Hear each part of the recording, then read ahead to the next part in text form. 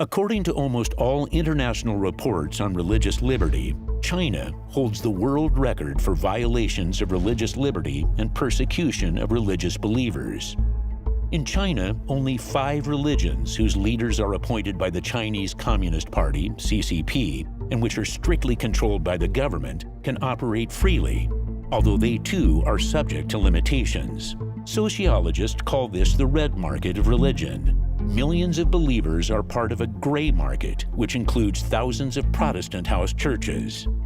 With a new law that came into force on February 1, 2018, President Xi Jinping vowed to destroy this gray market. Scholars believe that 1.5 million religious believers are detained in the dreaded transformation through education camps, in fact, concentration camps, where people are submitted to heavy labor and indoctrination regimes are tortured and die. But there are believers in China persecuted even more heavily than those in the gray market. They are part of the black market of the religions included in the list of Xiaoqiao, periodically updated by the authorities. The Church of Almighty God is the largest and fastest growing Chinese Christian new religious movement. Governmental sources credit it with 4 million members.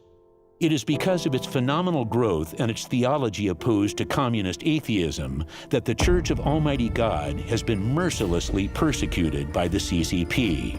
It has been listed as a Xiaoqiao since 1995. It claims that more than 300,000 of its members have been arrested. NGOs have documented numerous cases of torture, extrajudicial killings, and suspected organ harvesting. Some members of the church had to leave their families by fleeing abroad to escape imminent arrest.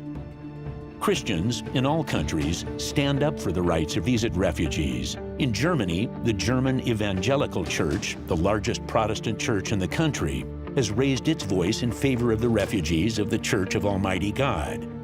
In Italy, pastors of the Waldensian Church, the oldest Protestant denomination in the world, help members of the Church of Almighty God.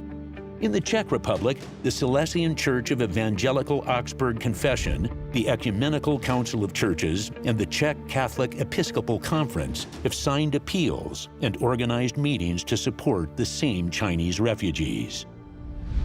In Korea, however, the unthinkable happened. Rather than siding with refugees and defending their human rights, people claiming to be Christians took to the street and staged demonstrations not in favor but against harmless asylum seekers from the Church of Almighty God. How was it possible? Who manipulated them?